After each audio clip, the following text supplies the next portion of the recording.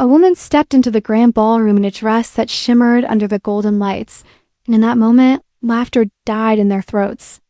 The music kept playing softly. The chandeliers sparkled above, but the people stood frozen, glasses half raised, stares locked on her. They had expected a joke, something to giggle about, to mock over wine and gossip. But what they saw wasn't funny. It was breathtaking. The cleaning lady had walked in like a queen. 3 nights ago, Veronica had received a gold envelope, thick, shiny, and handed to her with a fake smile by the same man who used to ignore her completely. "Charity Gala," Robert Whitewood said, holding the envelope out like it stung him. "Dress code, maximum elegance. You surely have something suitable in your wardrobe." His friends had laughed as she stood quietly holding the vacuum, not responding. She knew it wasn't kindness. It was a trap. For 2 years, she'd worked in that house, cleaning the same floors where she now walked in heels, scrubbing the same walls that were now covered in velvet drapes, picking up after the same guests who now stared at her with confused, bitter expressions. She had always been invisible to them, like a piece of furniture that moved when told to. No one cared to know her story. They only cared that she knew her place. Now, she had stepped out of that place and into theirs. The dress hugged her body with quiet grace. Her hair was neatly styled, her earrings sparkled just enough, and her shoes clicked with the soft rhythm of someone who belonged. Not rented, not borrowed. It was all hers. Every step she took was calm, steady, and filled with something none of them expected: purpose.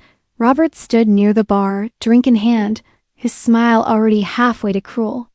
He didn't think she'd show. His bet was that she'd be too scared, too embarrassed, but there she was. And suddenly, he was the one who looked unsure. Whispers grew louder as she moved further into the hall. "Is that her?" "That's the maid." "Isn't it? Where did she get that dress?" Veronica didn't look around. She didn't flinch. Her eyes were focused ahead, her chin lifted, not in pride, but in peace. The kind of peace that comes from waiting too long to be seen. She passed rows of people who once laughed when she brought them drinks, and now they avoided her eyes like children caught misbehaving. No one knew her past. Not the pain, not the truth, and definitely not the name she had left behind. But they would soon. Near the stage, the band paused between songs. Robert stepped forward, tapping his glass with a spoon for attention. "Ladies and gentlemen," he began with a wide grin, "I'd like to introduce our ... special guest for the evening."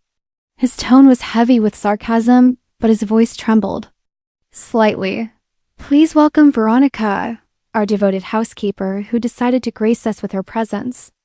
The laughter returned like thunder, but it didn't hit her. Veronica smiled softly, her eyes scanning the crowd, her hands relaxed at her sides. There was no shame in her eyes, only calm. And that scared them more than any scream ever could. Woman in a green dress, wife of some senator, stepped forward with a smirk. "My dear," she said, voice dripping with sugar. "That dress! Where on earth did you find it? Must have been quite the hunt." Veronica turned to her, polite but unbothered. "This dress belonged to my mother," she said clearly loud. Enough for others to hear. She wore it the last time she came to a place like this. That sentence stopped a few nearby guests in their tracks. Robert's smile froze. He took a sip of his drink, trying to stay in control. "Oh, really?" he said, chuckling. "And where did she find the money for something like that? Your ... mother?" Veronica looked at him for the first time that night. Looked straight into his eyes. "She didn't have to find the money," she said calmly. "It was a gift from her fiancé, Henry Whitewood." There it was, a name that echoed through the hall louder than any orchestra. Some gasped. Some looked around, unsure if they'd heard right. And Robert took a small step back without realizing it. Veronica didn't move. "She was his piano teacher," she continued, voice low but steady. "They were together for 5 years. And I'm the result of that love.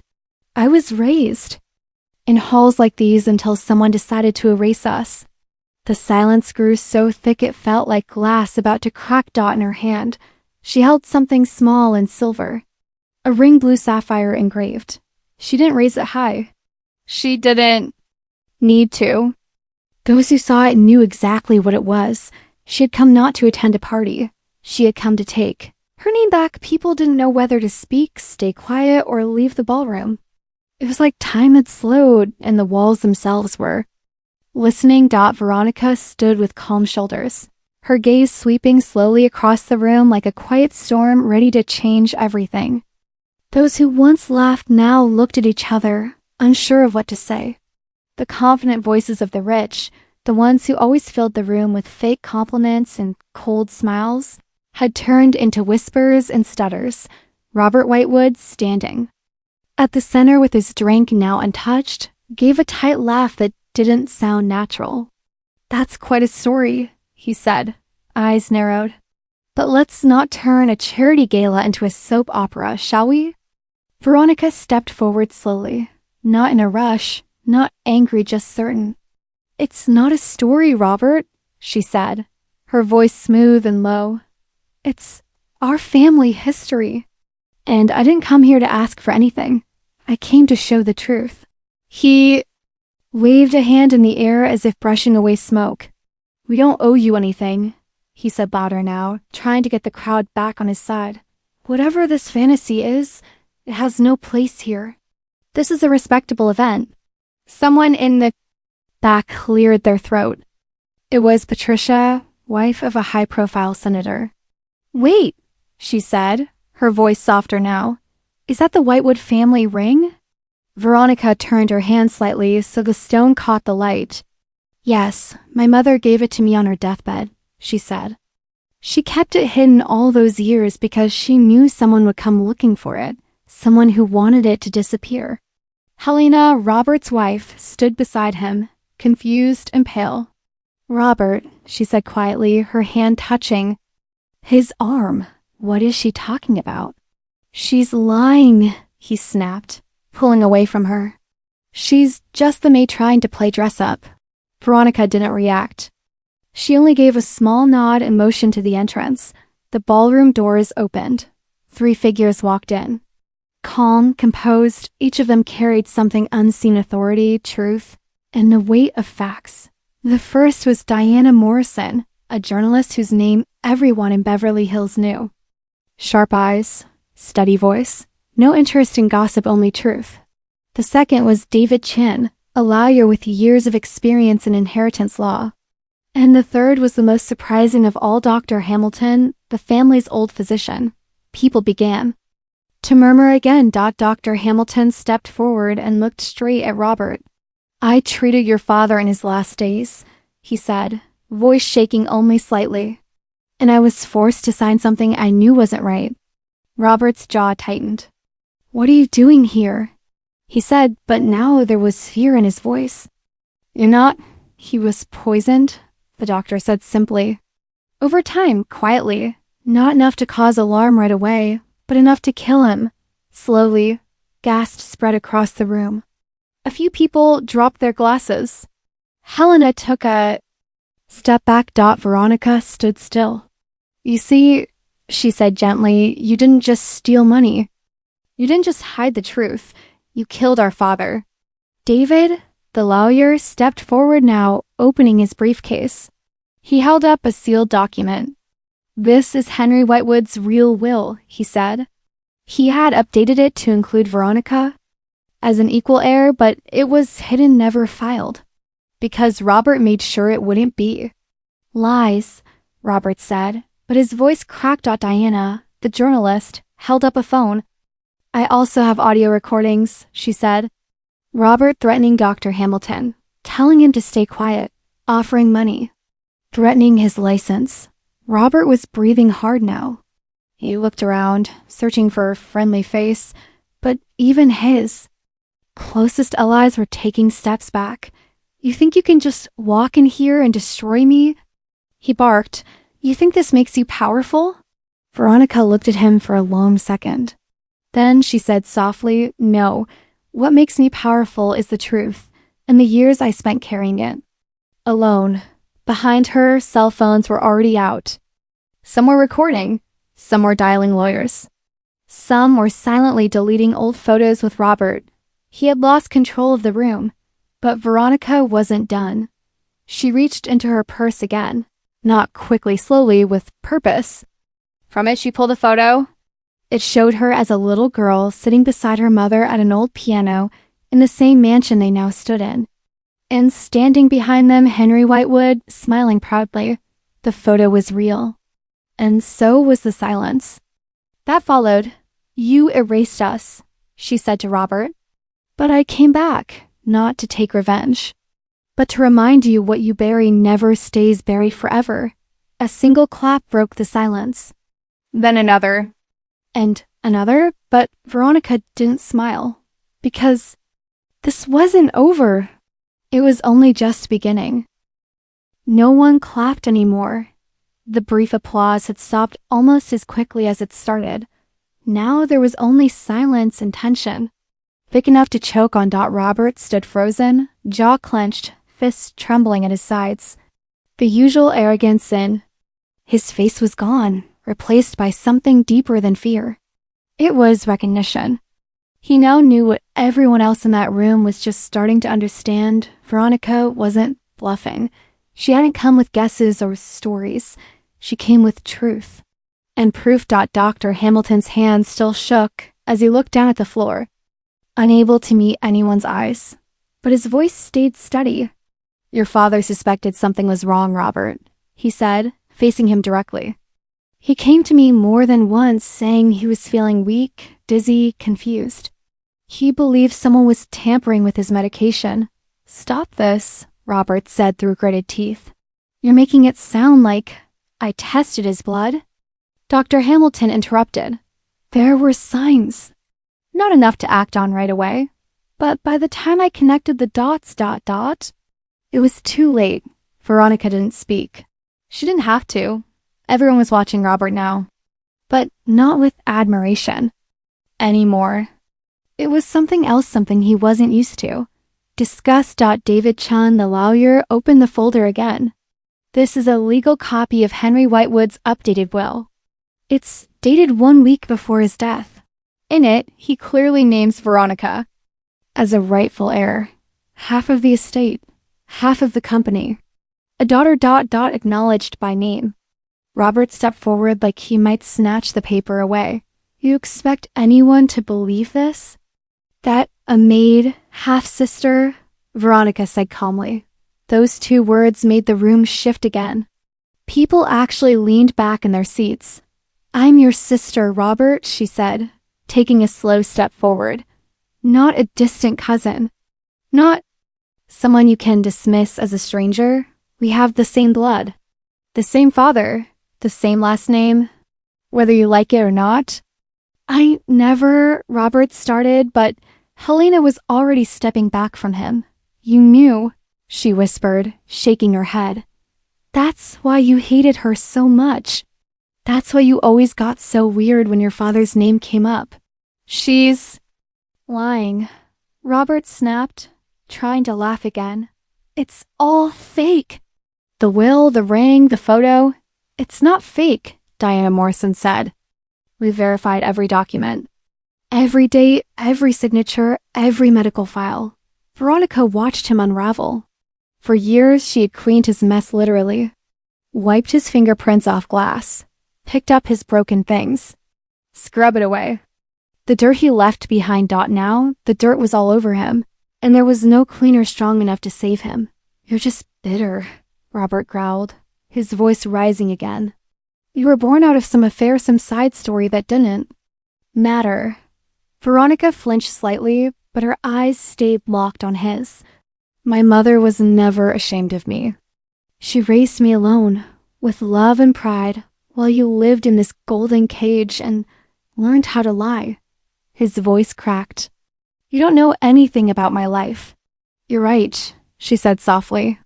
I only know what you did to destroy mine. There was a pause. Then she stepped to the center of the room and looked out at the crowd. People she used to serve. People who once looked through her like she was invisible.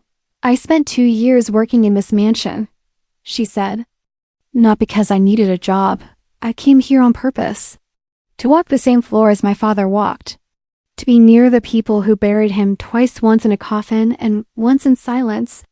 Her voice didn't shake. It didn't rise, but it held weight. Heavy and true, Robert was shaking now. This is nonsense, he muttered. Even if all of this were real, it doesn't matter. The estate's already been divided. The company's mine. You can't just walk in and take it. David Chun didn't flinch. Actually, under California law, if there is evidence of fraud, withheld inheritance, or foul play surrounding a will, everything can be revisited. Everything? Someone whispered from the back. Veronica nodded slowly. Everything. People were starting to understand. This wasn't just a scandal. It was a reckoning. The lights felt hotter. The music had long stopped. Every guest in. That room now sat still, as if afraid to breathe too loudly. Diana Morrison pulled out a small laptop and connected it to the ballroom's main screen. We'll let everyone decide for themselves, she said. The projector screen lit up. Veronica turned toward Robert. Before this night is over, she said, quiet but sharp, everyone will see you the way I've seen you for years, not as a man of power, but as a thief of legacies. Robert opened his mouth, but nothing came out. And on the screen behind them, the first document appeared, marked and signed by Henry Whitewood. The truth had just begun to speak. The ballroom lights dimmed slightly as the projector screen brightened. No one moved. Diana Morrison clicked her laptop and the first image appeared on the giant screen above the stage. A scanned document filled the space, crisp, official, unmistakably real. At the top, in neat cursive, it read, Amended Will. Henry Whitewood. People leaned forward in their chairs. This is the document that changes everything, Diana said clearly. Signed, witnessed, and dated. It clearly names Veronica as a legal heir to the Whitewood estate and business holdings. Half of it rightfully hers, Helena gasped softly. Several others murmured, staring at the name. Veronica Tempest Whitewood. Robert's face had gone pale. He looked like a man suddenly trapped in a room with no exits. You forged that, he snapped, voice cracking. No, David Chun replied. This was found in a safe deposit box registered under Henry Whitewood's name. The key was in your father's piano bench, a bench that Veronica repaired by hand, not even realizing it held the answer. Robert swallowed hard, but said nothing. Then came the next file, a medical report. Then photos of the doctor's handwritten notes, and after that, a series of private emails between Robert and the family physician. I'll pay you whatever it takes. Just don't put it in writing. I need your silence. This can't get out. We'll say it was a heart attack. Nobody needs to know about the poison. Gasps filled the air like waves crashing. You, Helena whispered, her voice barely above breath. You said your father died peacefully. You said he never changed the will. Robert shook his head. It's taken out of context. I was under stress. It was grief? Grief? Veronica's voice was soft but sharp. You mean the grief that made you change all the locks and sell my mother's house while she was still in it? He turned to her, desperate now. She wasn't family. She wasn't. She was your stepmother, Veronica said, her eyes filled with quiet fire. And I am your sister. The next file on screen showed a bank transfer, $200,000 from Robert Whitewood's account to Dr. Hamilton, dated 3 days after their father's death. The memo line read, consultation and silence. It felt like the air had gone heavy. People who had once admired Robert were now staring at the screen like it was some kind of crime scene. Because it was. This is fake, he muttered again, but no one was listening anymore. Diana clicked again. A new video began to play. Robert's voice filled the room. Not live but recorded. Cold and unmistakable. Listen, Hamilton. If you open your mouth about anything strange you found in the old man's blood, I'll destroy you. You'll never practice again. The room didn't gasp this time. It went completely silent. Not a whisper. Not a breath. Even the servers at the back had stopped moving. Veronica didn't blink. She had heard this recording 100 times already. But hearing it echo in this grand hall, where her worth had been mocked and dismissed, meant something deeper now. It meant the lie was finally crumbling. Robert stumbled back a step, gripping the edge of the dessert table. "I trusted you," Helena said to him, her voice shaking. "I built a life with you. And all this time, ... I did it for us," Robert whispered, finally breaking. "For the family. For the children. You did it for yourself," Veronica said, ... and now she stepped forward again, this time slower, more deliberate. "You stole not only from me," she said, "but from our father, from your own children, from the company, employees, from everyone who trusted the Whitewood name." Another image came on screen. A photo of Veronica as a child next to her mother, standing in front of the same mansion. Her hair tied back, a small stuffed lion in her hand. Behind them, Henry Whitewood smiled with an arm around both of them. More than a few guests were crying now. "He loved us," she said, voice shaking slightly now. "He was going to give us a future. You took that away. And you buried him with lies." Robert opened his mouth to argue, but his voice had dried up. David Chun stepped forward once again. "Mr. Whitewood, based on the information we've gathered and verified, we are submitting a motion to freeze all of your personal and corporate assets until the legal process is complete." "What?" Robert's voice finally returned. "You can't do that. This is my company, my name." "Not anymore," Veronica said quietly. "Your father's last instructions," David continued, "were clear. If anything were to happen to him and foul play was suspected, Veronica was to inherit his shares immediately." Helena dropped her wineglass. It shattered across the floor. Robert staggered back and fell into a chair, his head in his hands, and Veronica, once the silent maid who moved through the corners of this mansion, unnoticed now, stood tall in the center of it, with the world watching her, and for the first time, listening. Nobody rushed to help Robert as he sat slumped in the chair, shoulders hunched, eyes blank. His usually sharp suit now looked too big, too loose, as if it no longer fit the man wearing it. For the first time in his life, Robert Whitewood wasn't in control. Across the room, the mood had shifted completely. The same people who once smiled at him, raised their glasses to him, begged for his approval. Now they looked away.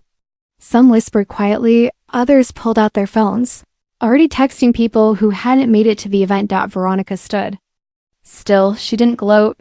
She didn't smirk. She only watched. Her silence was heavier than any shout could have been. Diana Morrison continued clicking through the files on her laptop. Each click echoed in the hall like a final nail in a coffin. Screens filled with spreadsheets, signatures, audio clips. Years of data, all pointing to one man's lies. Every click brought more truth. Every slide turned whispers into judgment.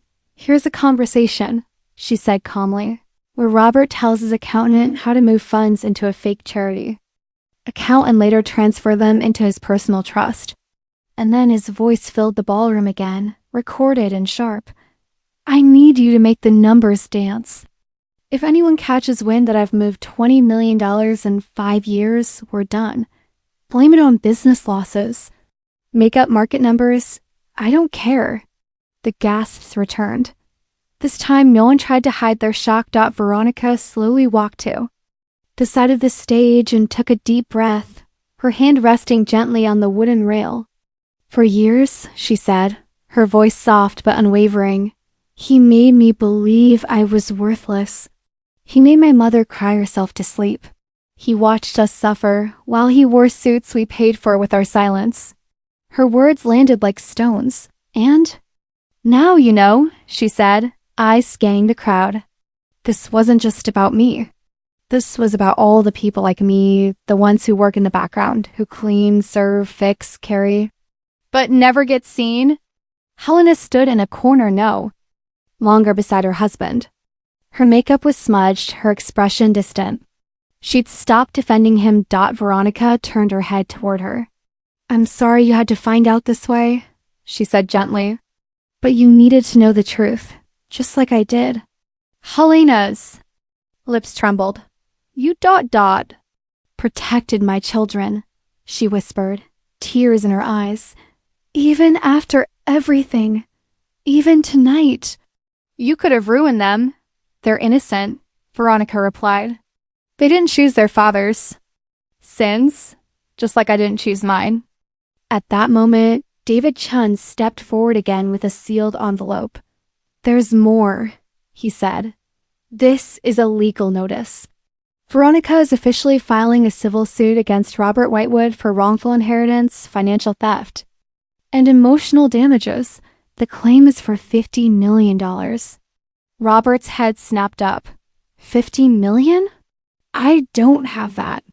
Veronica took a slow step toward him. "No," she said, "but your company is worth more, and legally, half of it was always mine. You built your empire on my father's blood, and you made me wipe it off the floor with my own hands." He opened his mouth, but there were no words that could protect him anymore. That was when the sirens began. Distant at first, then closer. 2 police cars pulled up outside. Lights flashing. No rush, no drama.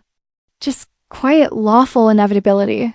Robert stood up quickly, eyes darting. No, this is all out of context. I'm the victim here. I'm being set up." He turned to the guests, to his so-called friends. "You all know me," he pleaded. "You've worked with me, dined with me, played golf with me. Say something." But no one did, not a single person. Veronica's voice came one last time low. "And certain, we all know you now, Robert." That's the difference. 2 officers stepped inside, calm, professional. They asked for Robert by name. "Read the charges aloud. Murder, fraud, tax evasion, obstruction of justice." He didn't fight. He didn't scream. He didn't even cry. He just lowered his head as the handcuffs clicked into place and let himself be walked out of the hall he used to rule like a king. The room didn't cheer. No one clapped. But there was a shift in the air, a deep, almost invisible sigh. As if the mansion itself was finally free. Veronica stepped to the balcony and looked out over the city lights. She wasn't thinking of power or revenge or even money. She was thinking of her mother, of how proud she would have been, of how long she'd waited for this. Someone behind her asked softly, "What happens now?" Veronica didn't turn around. She just whispered, "Justice." The police car drove away slowly, red and blue lights flashing against the walls of the mansion that once belonged to him. Robert sat in the back seat, head lowered, cuffed hands resting on his lap. For the first time in decades, he wasn't in control of anything, not his story, not his image, not even his next breath. Inside the ballroom, no one spoke for several minutes. The silence wasn't out of respect for him. It was the kind of stillness that comes when a storm has passed and people are left standing in the wreckage, unsure what to say or feel. Veronica turned from the balcony and stepped back into the room. She didn't raise her voice. She didn't need to. "Thank you all for your time tonight," she said, standing in the middle of the room like a woman who had never belonged to the shadows. "This wasn't meant to be a show. This was something I've carried for 20 years. I didn't come here for revenge. I came here because I wanted the truth to breathe." No one interrupted. Diana Morrison quietly packed up her laptop. She had enough evidence, enough quotes, and enough emotion to write the most talked about piece of her career. But for now, she simply nodded to Veronica and left with dignity. David Chun approached Veronica with a quiet smile. "Everything's in motion. The will, the company papers, the freeze on assets. You'll be named interim head of Whitewood Enterprises by morning." Veronica nodded, but didn't smile back. Not yet. It didn't feel finished. Not inside. Across the room, Helena stood by herself, wiping tears off her cheek with trembling fingers. She looked up when Veronica walked toward her. I didn't know, she whispered. I swear to you, I didn't know any of it. I believe you, Veronica replied. I defended him, Helena said, eyes full of shame. I married him. I trusted him with our children, and he was lying about everything. Veronica looked down for a second, then back up. He lied to everyone. Not just to you. Don't carry his guilt. Helena reached for her arm. You didn't destroy him, Veronica. He destroyed himself. You just brought the light. There was a long pause, Dot, then Helena said something unexpected. My children know now. They called me from college. They asked about you. Veronica raised her eyebrows slightly. They said they want to meet you, Helena added. They said, if you hadn't done what you did tonight, they never would have known the truth about who their father really was. Veronica looked away toward the broken champagne glasses still lying on the floor. Children shouldn't pay for their parents' sins, she said quietly. If they want to meet me, I'll be here. Helena nodded and walked away, leaving. Veronica alone in the echoing room. Dot later that night. After the guests had gone and the reporters had left, Veronica walked through the empty hallways of the mansion. The lights were dim now, the shadows soft. She passed the staircase she used to scrub, the dining room she once cleaned in silence, the grand piano her mother used to play when she was young. She stopped at the music room and stood still. Inside was the same piano bench where her father had hidden the key to his will. The old wooden seat she once polished without knowing it held her future.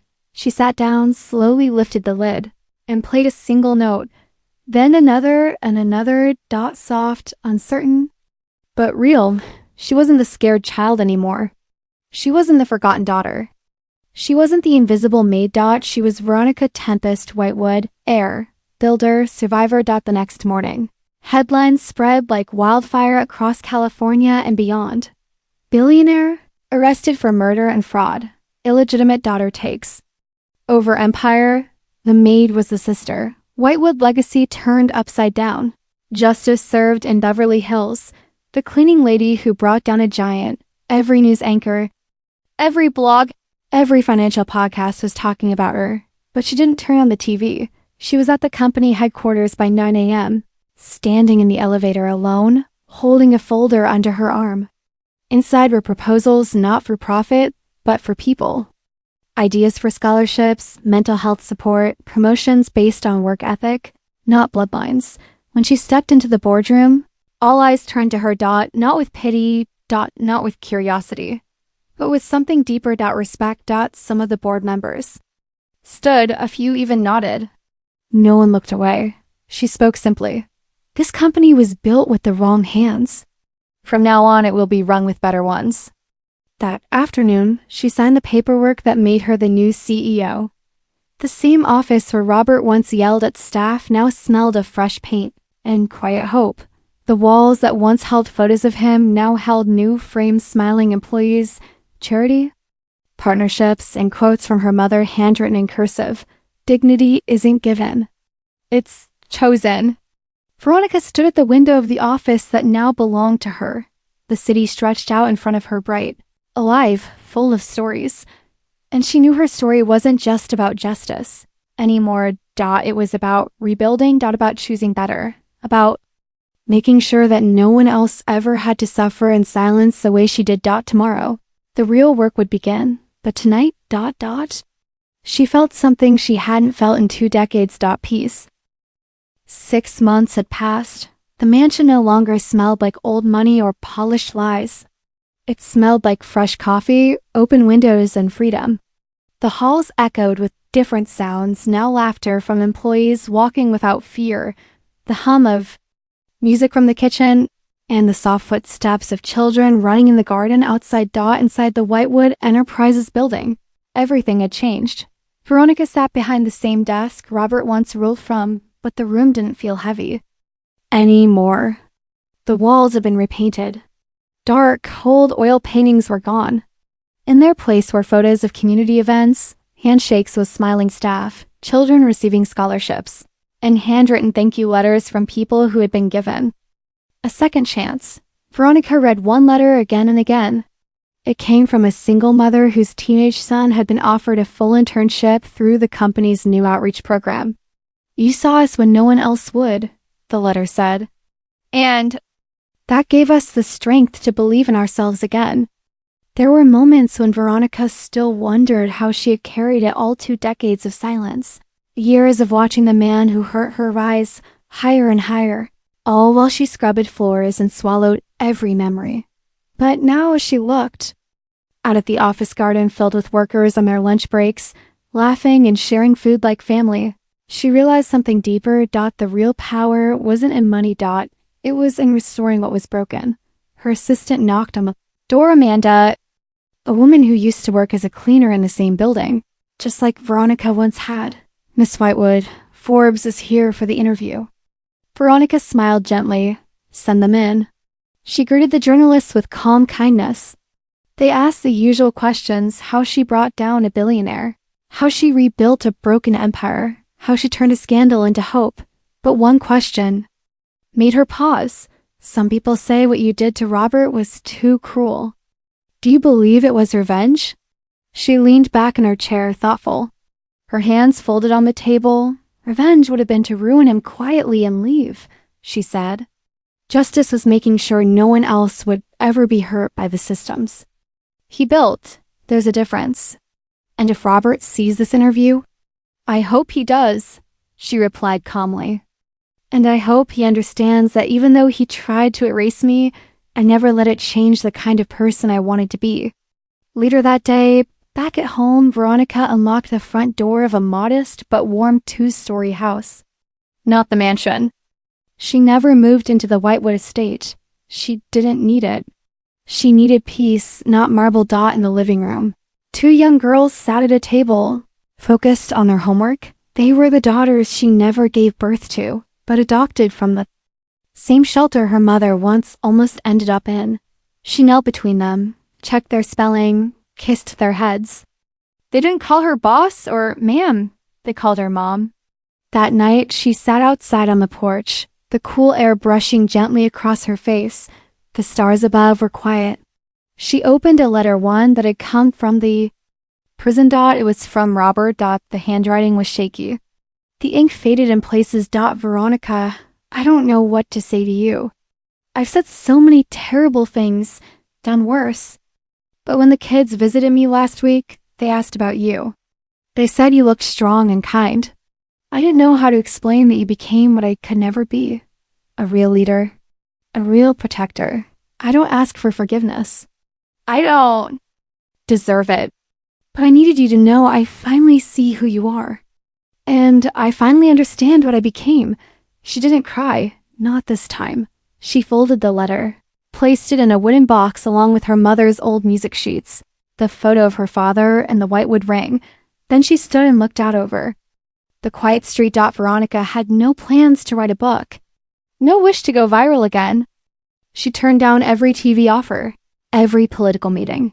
She wanted to do the work, and she was doing it every day, paying fair wages, promoting those who deserved it, funding clinics and shelters, building, not burning. Her story wasn't just a headline.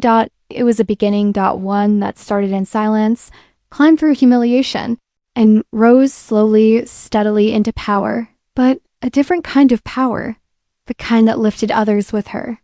The next morning, she walked into the office just as the sun rose, passing the old plaque that used to carry Robert's name. It now read, "Veronica Tempest Whitewood, CEO. Dignity can't be bought. It must be earned." And just like that, the woman they once called a joke walked forward. Like a queen.